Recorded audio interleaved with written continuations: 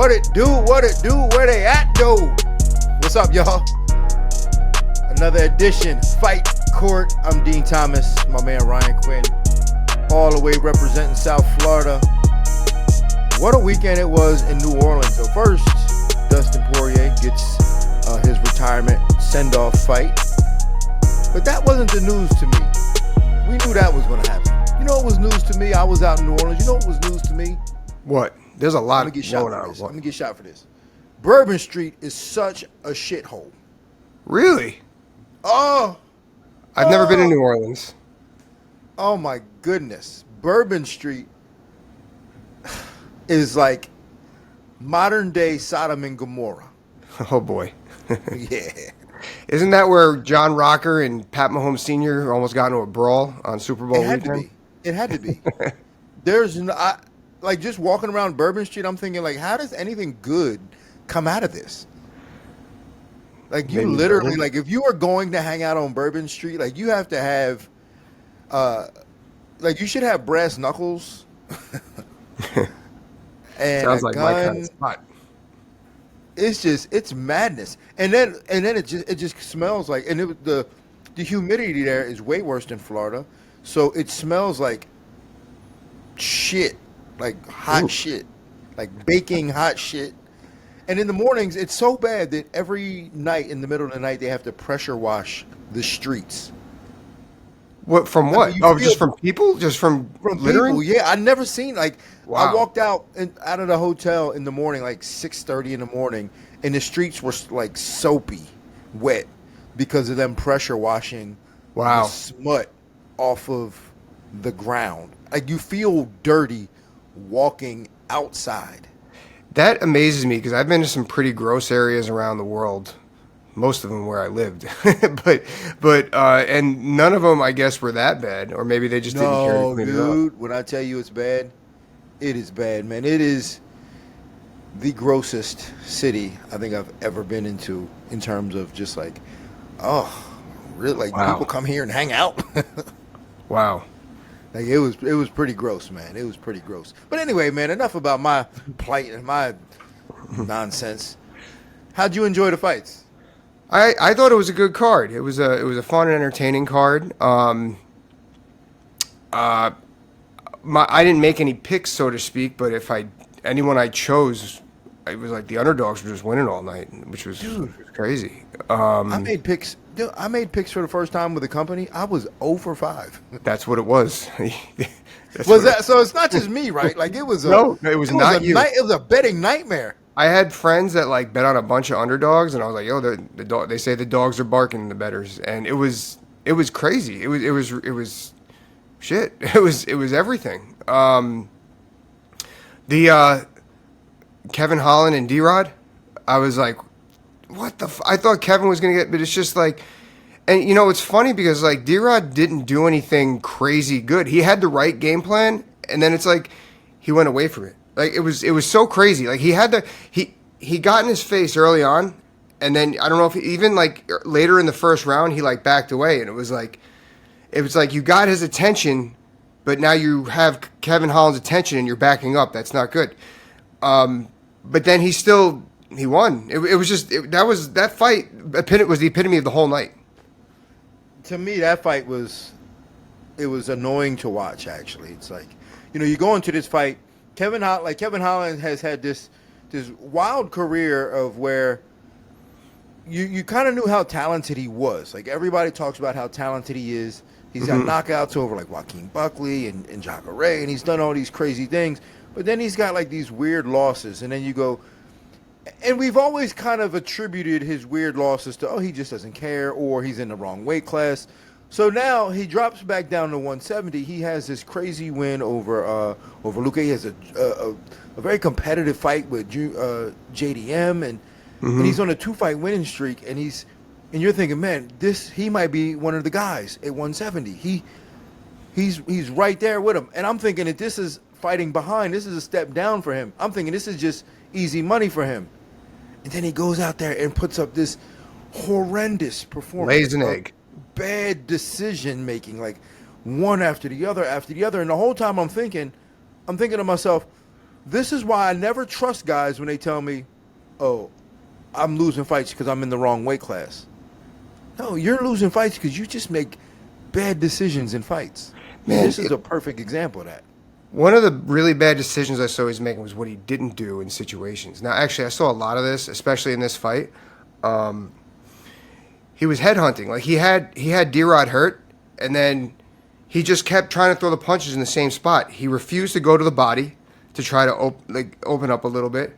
And I was like, man, at this level, you really have to know when to pick, especially when the opponent's like this, the body's right there. It was like, what are you thinking if you are at all? And then he had a really bad grappling exchange. It was just like, what is going on? Getting Like, mounted.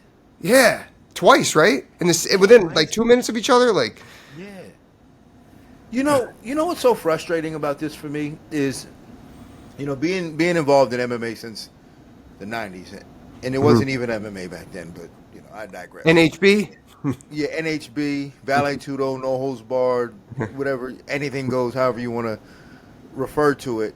But it's so frustrating to me that, right now these fighters are so deep into it, right, that they just can't see outside of the next 10 minutes. They can't see it. And I can see it. And I'm like, man, if you just listen to me, and you have to take advantage of all these fights. If you only knew how important they were for you to really give it your all and put everything you have into it, because when it's done, it's done. That's it. You don't get a chance to go back and do it again. You can try. You can show up and do bare knuckle. But that's not the same as being in your prime and fighting career fights in your prime. Like, these guys are in their prime, and they're not giving it their all. They're not understanding that what they do now will have an effect on them later in their life in terms of how they think about their performances. They're going to look back and go, damn, I wish I did a little bit more. Yeah, absolutely. Especially with the talent like that. Like they say in the movie A Bronx Tale, the saddest thing in life is wasted talent. And it's Frank Mir had a good quote. It's like makes you shake. He said, "Hell is dying and meeting the man you could have been." And it's like, oh, yeah. Yeah, no doubt. I mean, think about that. When, we'll talk about this a little bit later, and I do think that despite having this illustrious career, one of the greatest MMA careers we'll ever see, Dustin Poirier, he's going to have some regrets. He'll even have some regrets about not doing so. I've spoken to him about this. But these guys like Kevin Holland and them, or just other fighters, like they don't listen enough to the old heads like us, right? They don't listen enough to say, "Oh man, what have you done in your career?" You know what I did in my career? I failed a lot, so that I can tell you not to do what I did. You know what I'm saying? Like, I feel like all the things that I did wrong because I had no one telling me, because I was in a generation where there were no real predecessors. I had no real role models, and I definitely had no one really like looking out for me. So I failed a lot, and I know exactly what they're doing. I know what they're doing. I know what you're doing because I did it too. And you did it, yeah. Don't do it. Tell me about it. It's so crazy. It's like, and I hate saying it's like I'll say things like that, and I'll be like, I was just like that when I was younger. It's like it really is true that youth is wasting on the young, man. It just when all you have to do is another listen. gem. Yeah. All you have to do is fucking listen, and you'll be fine. And there are good people who listen out there, but it's like, man, it's like yeah, like you said, like don't. It's like look at you, what did you did? It's like, and yeah, do you want to be me in 10, 15 years, or do you want to be a better version of yourself in 10, 15 years? That's what we're trying to accomplish together right now. So please just shut up and listen. Yeah. So and that's why when I'm coaching guys, like, I'm only taking on a few that really just listen and they understand the importance of where they're at, because I can't waste time with people who just want to use me to like hold pads or confirm how good they think they are, or things like that. I don't want to waste time with that. But I've always told myself I want to be the coach that I never had. And I don't want to blame. I'm not pointing fingers at the old coaches that we had, because they didn't know either, right? We're all just like learning this stuff on the fly. Like it's never been done before in the way that it is now. So I want to be the coach that I wish I had.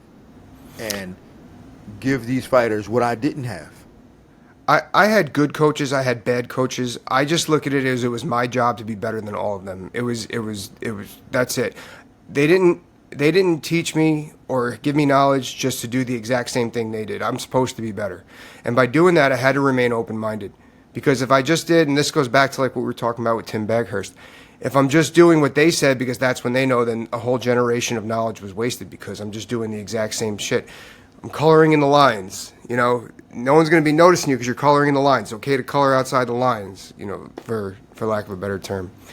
And yeah, a lot of people just don't. They make it and it's whatever, and they win a few times and it's like, whatever, I'm above this, or then they lose and it's your fault, Yeah, right. Oh, this how he told me to do it. He told me that. I'm like, man, I'm not going to. Here's how we're going to work. Like, I work with my people, but I'm never going to take the credit for any of your wins. Never. Because it's up to you to go out and do the work. You go out there, you show up, you fight, you win. You get the credit for that. Like, if you want to say that I was a part of it, that's on you, man. I'm not taking any credit for nobody's wins, but I'm also not responsible for no one's losses. Right. Yep. You know what I'm Absolutely. saying? I am not going to be responsible for anybody's loss. You know what I'm saying? Because when you are out there and that door shuts, I know what it feels like. I know what it feels like to stare across the cage from somebody else. And yes, it sucks sometimes. And when you lose, you're looking at your brain is trying to process it and find different ways where you're not responsible for it. And I get it. Like, you want to point the finger at somebody else because you don't want to be responsible for that. But it is always 100% your fault when you lose a fight. You ever let a fighter out there making decisions? You ever let a fighter have it immediately after a loss, like in the locker room? I'm not talking berate, but I'm talking. I don't know if I've ever. No, I would never do that though. I don't think I've ever been that cold where I was when a fighter really shit the bed and they go back in the locker room, and I let them have it. I never did. I've never done that. I'll do it the next day though, or Monday, right? I'll wait till Monday and be like, we need to talk. I've done both. I've done both. I prefer to do it that way, but I remember I had a couple of fighters that I just couldn't get their attention on anything that they needed to be doing, and I could tell they weren't. Well, they were upset, but they were okay after the fight in the locker room. But I could tell that I had their attention, so I laid in. I was like, listen, we talked about this. We talked about jabbing, feinting, and you did none of it. You did none of it because you didn't do any of it in training. You didn't do things like that. And then I remember even my assistant was like, I was like, no, listen, we have his attention now, so he's gonna listen now. And he did get better from it. And then I checked in with him. Hey, I told him exactly what I felt. I had your attention there, and I was trying to get your attention on it for months. I didn't want to be in this position with you again. That's why I laid in like that. So let's talk about Poirier. Yeah. And the reason why I say there's going to be some regrets that he's going to have. Mm-hmm. He may not realize it now, but as time progresses and things move forward, he might even have some now. Who knows? I don't know. I haven't spoken to him, but I just know from dealing with this again, dealing with fighters over the years, and even myself. And I had the conversation with him in Miami during the UFC. We worked. I think he was working a desk with him. Oh yeah, I remember that. Yeah. Yeah, and he was talking about his fight with Islam, and when Islam grabbed his leg on that single, like, he hesitated for a moment, and he was very aware of that. He says he hesitated for a moment, and he regrets that. Like, he regrets not doing something in that moment, which might have cost him the fight, and he regrets it. You know what I'm saying? He may have thought that there was going to be a different outcome, so he waited, and then the next thing you know, he's in the choke, right? So that's what happens. And even in my fights, man, the worst fight in my career, obviously the most embarrassing, impactful fight in my career was BJ Penn, and for the longest time, it haunted me. But that's not that throwing that left hook and getting hit with a knee is not something that I regret. It's not something that I regret. You know what I regret? Not fighting a little harder against Kyle Uno in the third round. Not doing stuff. Not the things that I did and failed on. It's the not doing that I regretted. And this is what I think about Dustin Poirier. In that last 10 seconds, he wanted that smoke, right? Like, he's looking up the clock, 25 seconds. They're both looking. Then when the 10 seconds happens, they point down and Max starts firing bombs and Dustin hits him on one and he grabs him. I think if it hasn't happened already, in 2 years, Dustin's going to go, man, I should have engaged. You think, as in if he could have clipped him, or you think just he should? No, just I think that he's going to wish he went out and left nothing left. Yeah. Okay. I think that. And I wanted to say this too, and I'm glad he said it first because I didn't want to get barbecued. Because you know how Dustin talked about, like he could have did more and he never fought like that. So maybe this is his sign to giving, hand in, retiring. He's right about that. Like when you don't want to give anymore, you're right about retiring. But I do think that, and if I had said that, oh man, Dustin didn't give it his all, the world would have barbecued me. But I'm glad he said it first. But the fact that he recognized that is a good thing. But he's going to regret it later because in 2 years from now, he's going to look back at this fight and go, damn.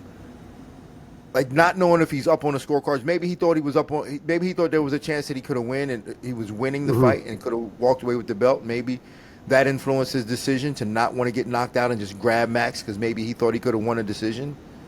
But I do think that in 2 years from now, he's going to look back and go, damn, I should have fought a little bit harder in that last fight. In that last 10 seconds, I should have just gave it everything I had. I think he'll feel that too, but I think he needs to take a minute and just... There was a lot to this fight leading up to it. This was a big week for him. Like, sitting him down and reading the letters and seeing the videos of everyone sending him off, that's emotionally draining. Yeah. So there was a lot this week that going into the walking to the fence, I was like, man, look at all this shit they did for him all week. I wonder if he's going to be completely there because that's just a lot. That's just a lot.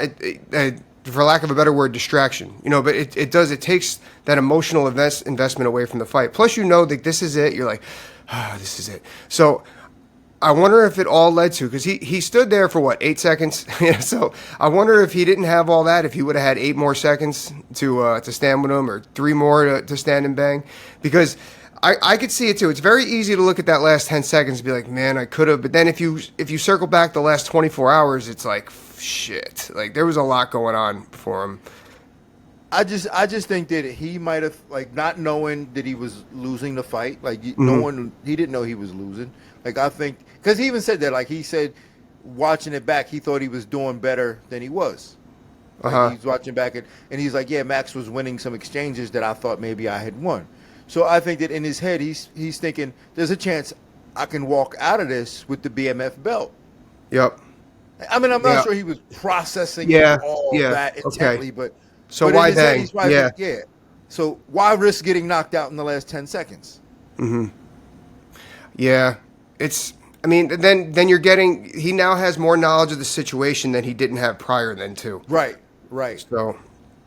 I mean, granted, we're fighters at the end of the day. We're always going to look back and reassess and criticize ourselves. So I'm sure he's going to feel that too, but I don't think it's warranted. I think that he needs to give himself a break when that. No, it's certainly not warranted. It's not warranted, but it's also still a lesson in life. I mean, honestly, for me, like all my biggest regrets in my fight career have really just motivated me to be better everywhere else in life. Absolutely. So I don't regret. I regret those moments, but I appreciate those moments, and those moments are actually a blessing because now when I look back and I go, damn, I never want to look at a situation in life and be like, I wish I did this and didn't do it when I had the chance. I totally agree with that. I do that too. At work, they think I'm so smart, and I'm just like, nah, because I fucked all this up prior and something else. And I'm just like, I say things that like motivates them. I'm like, hey guys, look at it like this. Like I could tell you to do this, but if my coach was talking to me in your situation, he's gonna tell me we could train. I could help you through the weight cut. But when that cage door locks, there's nothing I can do to save you. It's only you doing your thing. And they're like, oh yeah, shit, yeah, boom. But it's like, dude, like this is life for us, I just I try to use fighting in everything I do. Mixed martial arts. I'm very thankful for MMA. Not to get into that part, but yeah, like learn from those mistakes, and use it elsewhere. Fighting can teach you a lot. Fighting teaches people a lot about themselves, but this whole game, you really learn a lot about life through it. Yeah, we're honestly, Ryan, we're blessed, man, that we have had, really long careers, relatively Yes. speaking. Mm-hmm. Relatively speaking, long And at a high level. successful- very successful careers, despite despite like if you were on the street right now, in fact, I did an interview with me and Cutman Tate did an interview with Cam Jordan from the Saints over the weekend, and I said, "You ever seen me fight?" He was like, "Nope." And I'm like, so like, despite not having this, this fan appreciated career, we've had amazing careers. Yeah. You know what I'm saying? When you look at our careers, we've had a shit ton of fights. We fought in major organizations. I mean, All over the we were world. able to live a life of, you know what I'm saying? So we've had amazing careers, and we're lucky for that. It's a blessing that we were able to do that and still be on the other side of it and still be able to talk about this and still be able to do these things. So, and we're not relying on, anybody in life to really make us feel appreciated enough. Like, I don't care. You know what I'm saying? Yeah. I don't need anybody to make me feel appreciated. I don't need to like go back to the UFC and be like, hey man, you owe me money. You know what I'm saying? Yeah, I don't need that. So Yeah, I'm happy I'm that. It helps me. It's a huge weight off my chest that I don't have any of that either. Just we could talk right now about anything and not worry about any of that bullshit. So that is totally true. And we've met amazing people along the way. Speaking of amazing people, tell us about Theo Von. You were with him all night. oh yeah, so I did the simulcast with Theo Von, and he's a different human being. It's just his level of intellect in a way. It's a very intellectually stimulating thing that he's got going on inside his brain of his, that he's very comfortable. It's weird because he seems a bit kind of at times neurotic and has like this ADHD. But he's also, and he seems a bit like nervous at times, but he's also very kind of comfortable in his skin. Like once he gets going and he gets comfortable, like his brain just works and he goes off on these tangents, and it's just like, shut up and let's just see what's going to come next out of his mouth. He said something funny about Eddie Bravo on the Joe Rogan show once. I saw where he referred to him as a deaf Jack Russell Terrier, and he's like, oh, because he's blah blah blah blah blah blah. And then Joe goes, why do you call him deaf? Because when he goes, you can't get him back. It's like that's 1000% what it is. Oh, it was so funny. But no, he's definitely. I love how he's, like yourself. Like you guys are. First of all, comedians are smart people. It takes a certain level of intelligence to be that funny, because you got to be. But I like what he's doing with his podcast and how he's very, like you said, the intellectualism and the way he's able to talk with people, and he's interested in other stuff outside of himself. And yeah, that's definitely cool that you guys are doing that. And you know what the strongest move he did? So there was a dude who took a fight on short notice, Jackson McVeigh. Mm-hmm. And Jackson went out there and pretty much got down. He wasn't at the level, man. Like he took a fight against Bruno Ferreira on like 2 weeks' notice. I think Jackson was like scheduled to fight in the Contender Series, and then they couldn't find anybody. So like 2 weeks ago, they grabbed him and he accepted this fight, and he went out there and he got dominated. Like he's not at UFC level right now. Like Right. he could probably grow into it. He goes out there, he gets dominated by Bruno Ferreira, and you could see in Theo Von's face like how sad he was for this kid.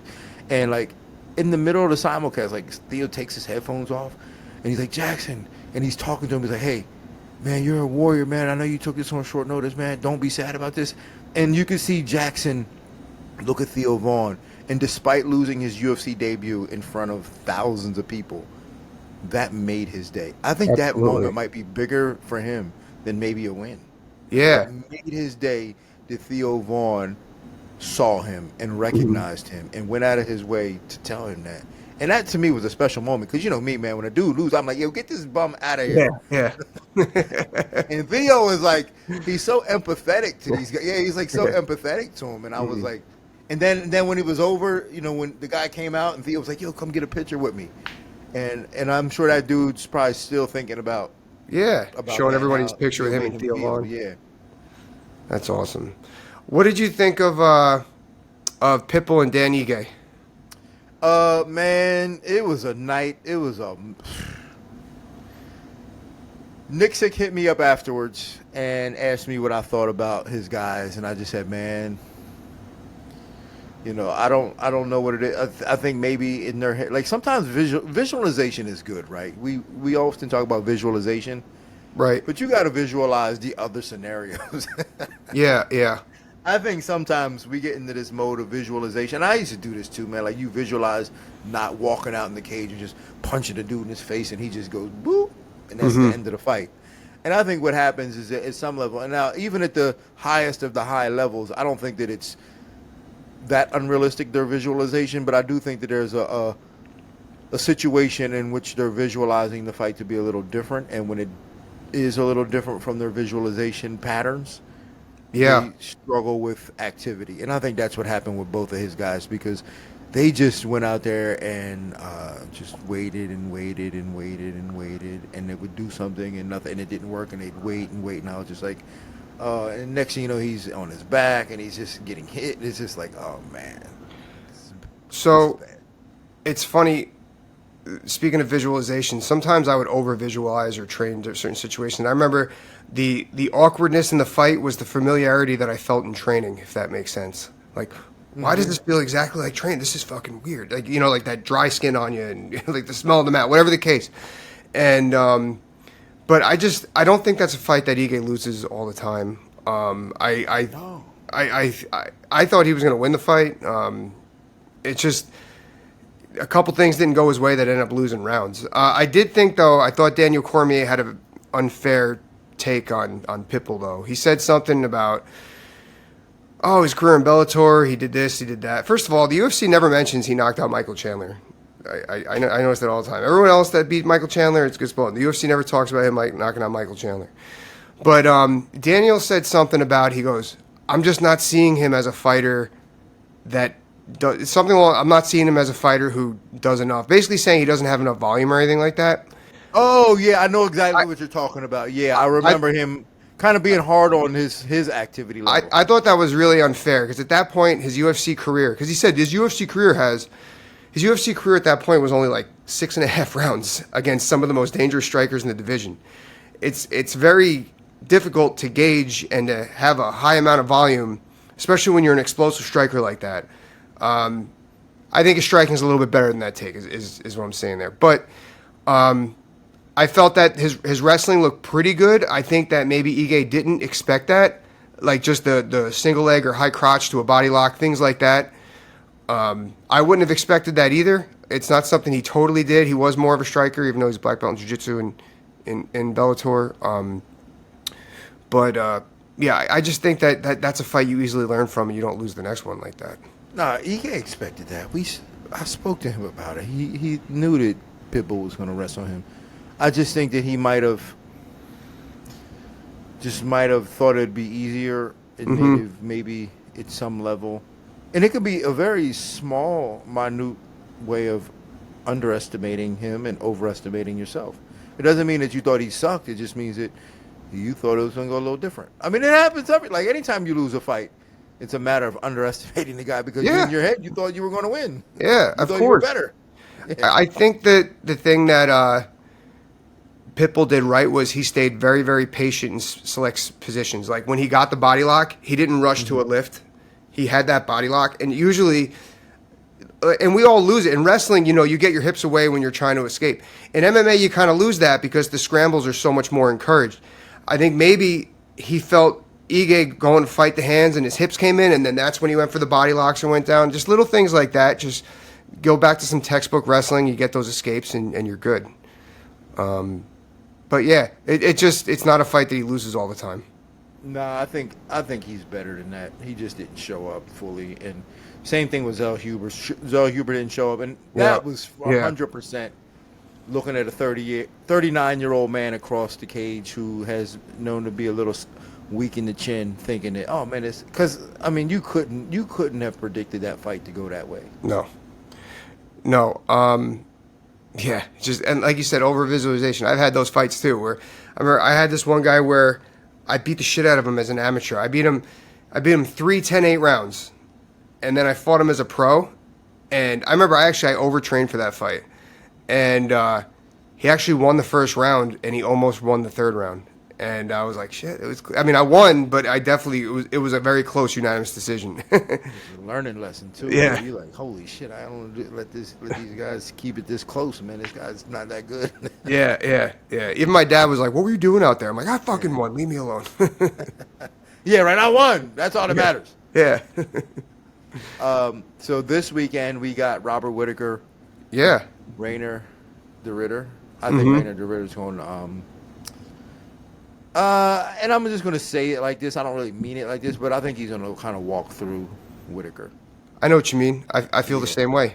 I don't mean it that way, but I think that it's going to be that way, in a sense. No, I feel if what you're saying is, this is how I think. I think that he's going to figure it out, and then Whittaker's never going to figure it out. Right. Yeah.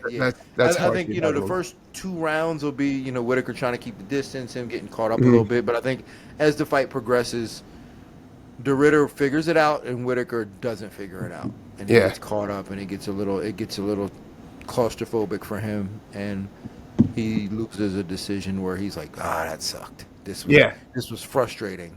Yeah. I thought I could have did better. Yeah, people are going to be questioning his retirement after this weekend, which I don't think he should, but it's going to look like that. Like, he's just going to look unsure of himself in the cage. Yeah. And I did a breakdown of it, and I said that. I said, he's kind of we're looking at a doubting Robert Whittaker. He's, like, inconsistent and doubting. Like, he doubts himself. You can see him doubting himself sometimes and, questioning whether he is as good as he used to be. Like, and that happens, man. That is the natural thought process of any aging fighter. You want to be who you used to be, but then you realize you're not. Yep. So then you have to question that every once in a while.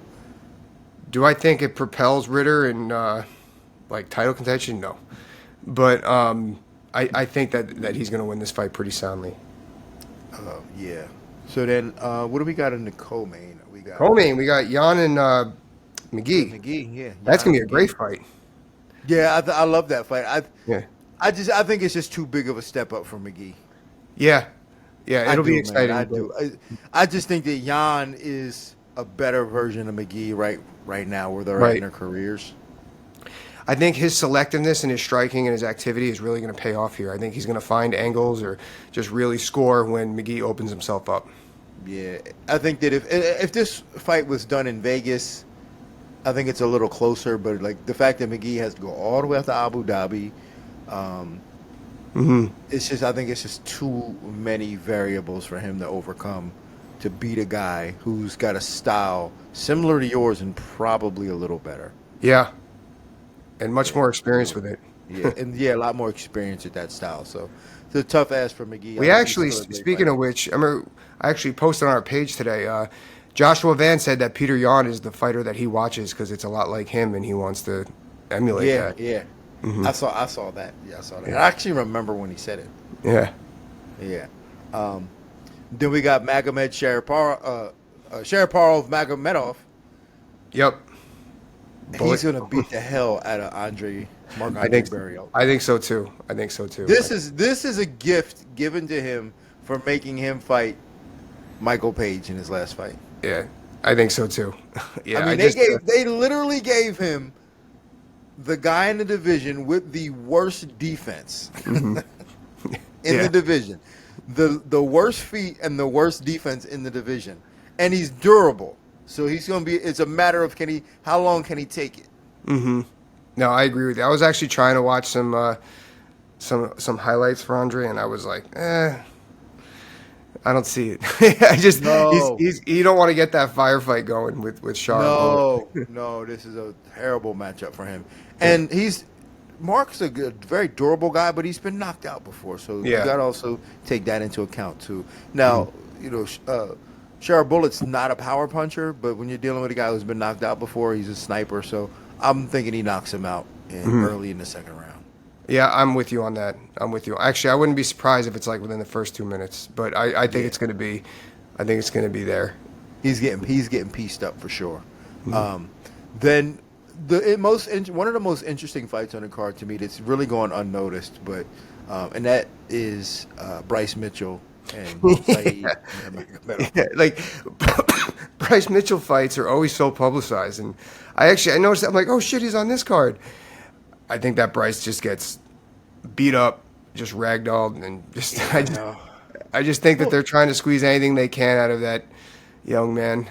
Well, it's not. It's.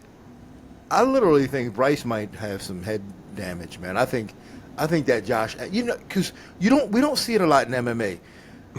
You remember Kelson, right?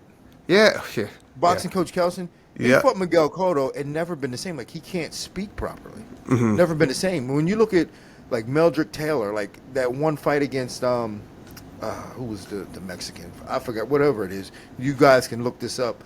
But he was never the same after. I believe that Josh Emmett knockout. Now it may not have slurred Bryce's speech or, made him that slow, but I do think it had an effect on his brain where he hasn't been the same. No, and even when he's like he had I saw he posted something on X last week or Instagram when he was in Dubai. I guess he like got naked in the bathroom. You're not supposed to do that, and he went in and out with it the way he was talking, where he was serious but he was joking, and it wasn't like he was setting up a punchline. This was his wavelength of his personality. It was creepy. Yeah, man, he hasn't been the same, and I know people that are close to him, and they won't say it out loud, but I think they're a little concerned about him. Now, here's the interesting part: he's fighting at 135. I know his dietitian, his former dietitian, who says like he has the worst weight cut process ever. He doesn't listen, and he struggled to make 145. He struggled to make 145. Is he even going to make it to the scale? I don't think he makes it to the scale. Do not be surprised. I think the UFC needs to have a contingency plan in effect that he's not going to make the fight. I could see that. I think he's going to get down to about 141. I just said 141. Yeah, he's going to get down to about 141, and the doctors are going to pull him. He's going to be like, no, brother, I can make it. And who thought this was a good idea? Was this his decision? No or one you did. Like, people, man. I don't know how people feel that. We kind of said earlier, like, oh, you need to lose weight. You need to drop a weight class. That'll do it. That's the answer. It's not the answer. I mean, I've had solve your problems. Yeah, I've had two of the biggest wins I feel in my career were at two different weight classes, and I don't think either had to do with it. Like, I don't know. Like, I don't feel. I felt I had different weapons at 170. I felt I was a little more athletic at 155, but I had much more horsepower at 170. And looking back now, if I had developed my jab earlier on and my head movement, I probably would have been fine at 170. I mean, I beat guys that were 6'2". I wish part of this has to do with the language that we use.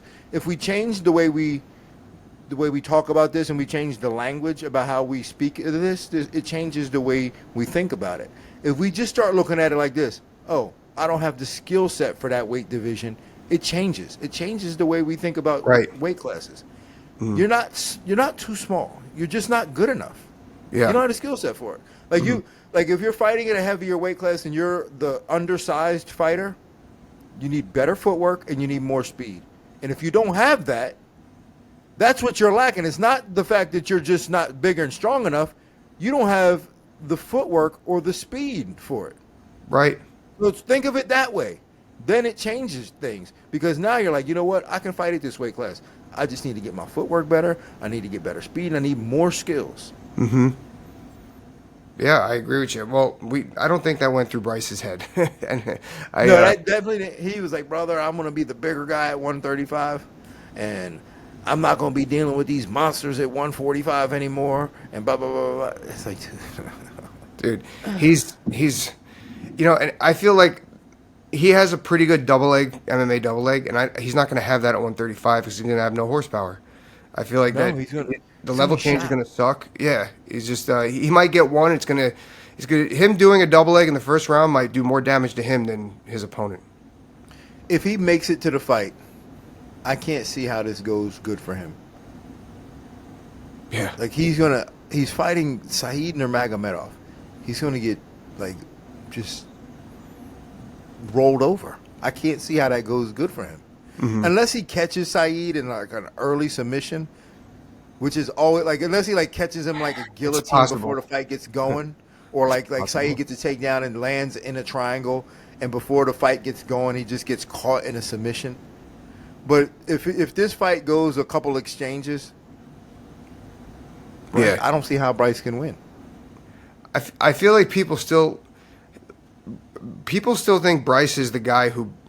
Well, I feel like when people think Bryce is good, they think about when he beat Edson Barbosa. But I don't feel Edson Barbosa's. I feel the same thing happened to Bryce. I don't necessarily feel he's a better fighter at 145 either. I feel a lot of his hip power and his hip strength disappeared when he went to 145, and there went his takedown defense and the juice on his kicks. I think that's exactly what's going to happen here, except for the offensive wrestling for Bryce. But we'll see. What else? Actually, this is a pretty good card. We're going to go down to the undercard now. There's a couple here. Davey Grant's fighting. I forgot about that. Damon Blackshear is really good. Yeah, he's going to beat Davey Grant up. Yeah. Nah, Davey Grant it'll be competitive for a while. It'll be competitive for a while, but I think Blackshear's got it. What do you think of Amanda Ribas and Tabitha Ricci? Amanda Ribas is going to beat her up. You think so? Yeah.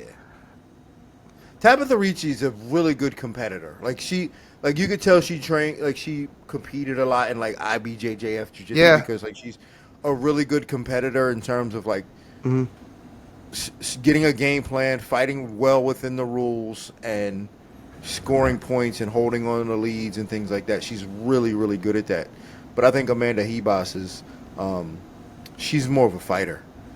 And I think she's gonna take it to Ricci and make her uncomfortable at times.